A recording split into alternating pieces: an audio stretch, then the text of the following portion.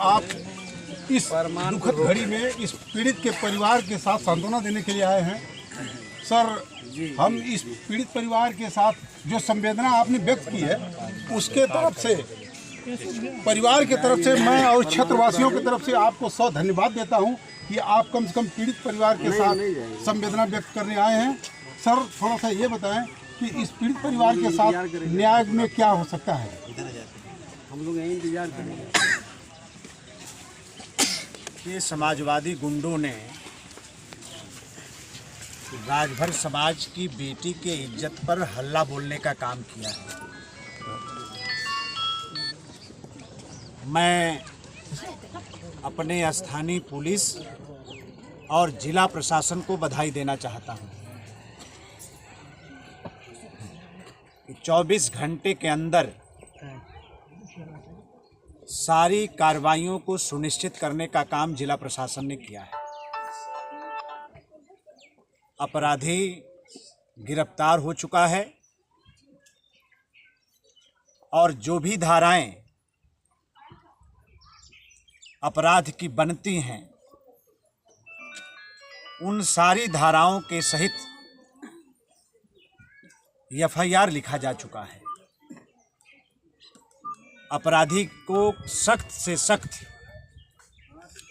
सजा कराने का काम उत्तर प्रदेश की सरकार करेगी ताकि आने वाले समय में किसी के पास इतनी हिम्मत न हो सके कि किसी गरीब की बेटी की इज्जत के साथ कोई खिलवाड़ कर सके।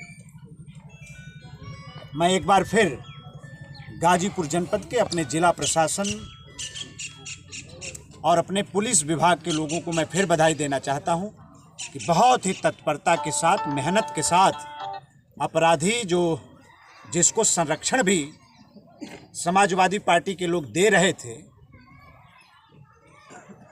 अपराधी को भगाने का प्रयास किया जा रहा था, लेकिन हमारे पुलिस प्रशासन के लोगों ने तत्परता दिखाते हुए अपराधी को अरेस्ट करने का काम किया है, गिरफ्तार करने का काम किया है और उचित धाराओं में मुकदमा लिखकर उसको जेल की हवा और जेल की सलाखों के पीछे पहुंचाया जाएगा और पूरे जीवन जेल से बाहर अपराधी आ नहीं पाएगा।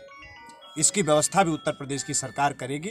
गरीब की लड़ाई उत्तर प्रदेश की सरकार बहुत मजबूती के साथ लड़ेगी। श्रीमान जी, मैं आपसे एक बात पूछना चाहता हूं कि मान लीजिए पंजीकृत मुकदमा हो गया, अगर उसके बावजूद परिवार को अगर धमकी दी जाती हो, जैसा आपका निर्देश हुआ है कि संबंधित धाराओं में जो भी धमकी देता है उसके खिलाफ मुकदमा पंजीकृत किया जाए। बिल्कुल, गरीब को असहाय समझकर और जुल्म भी करें और मारें भी और रोने न दें, इस तरह की मानसिकता को पूरी तरीके से कुचलने का काम उत्तर प्रदेश की सरकार करेगी। और इस तरह का जो मनमाना है और इस तरह के मनोबल को तोड़ने का काम हम लोग करेंगे और इस तरह का अगर प्रयास दोबारा हुआ तो भारी खामियाजा भोगना पड़ेगा और भी कठोर से कठोर कार्रवाई सुनिश्चित कराने का हम लोग काम करेंगे। कोई धमकी देगा, किसी प्रकार का प्रेशर बनाने का काम करेगा, कानूनी कार्रवाई में बाधा बनने की कोशिश कोई भी करेगा, चाहे वो जो भी होगा, उसके खिलाफ भी कार्रवाई सुनिश्चित करने का काम हमारी पुलिस करेगी। ये हम आपको और आप सभी लोगों को आश्वस्त करना चाहते हैं। श्रीमान जी, थोड़ा सा और जानना चाहेंगे कि इस पीड़ित पक्ष को सुरक्षा के नाम पर आप द्वारा कोई दिशा निर्देश मिल जाता? हर प्रकार की सुरक्षा दी जाएगी, जैसे भी सुरक्षा महसूस करेगा प्रशासन, हर प्रकार की हम सुरक्षा मुहैया करेंगे। सर, चार साल पहले बताया जा रहा है यहाँ पे कि 4 साल पहले एक बार और घटना इस परिवार के साथ घटी थी, लेकिन उसमें मुकदमा नहीं हुआ। उसमें कुछ कहना चाहते हैं सर?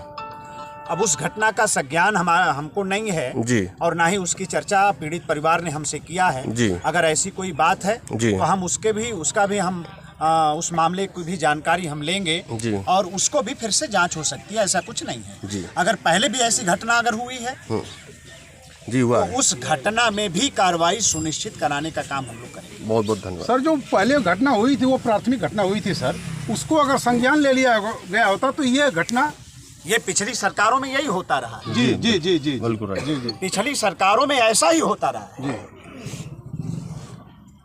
समाजवादी पार्टी की सरकार में गरीब की इज्जत नहीं हुआ करती थी और वो जो मनोबल बढ़ाने का काम उस सरकार ने किया था, आज उनके लोगों का मनोबल यहाँ तक है। जी, लेकिन ये उत्तर प्रदेश में भाजपा की सरकार चल रही है। हम ऐसे मनोबल को चकनाचूर कर देंगे, दोबारा हिम्मत नहीं होगी इस तरह की घटना करने की। सर थोड़ा सा एक प्रार्थना आपसे करना चाहूँगा कि आप थोड़ा सा निगाह इस क्षेत्र की तरफ हमेशा बनाए रखें, ये क्षेत्र की उम्मीद है। नहीं, थोड़ा नहीं, हम लोग बहुत निगाह बनाए रखें। सबसे पिछड़ी इलाका सर, ये और है। किसी प्रकार की कोई भी घटना, दुर्घटना, किसी प्रकार की कोई भी समस्या हम लोग पूरी तरीके से नज़र बनाकर रखेंगे और यहाँ की स्थानीय जनता के साथ हम लोग खड़े रहेंगे। धन्यवाद सर, समय देने के लिए आपको धन्यवाद। और जो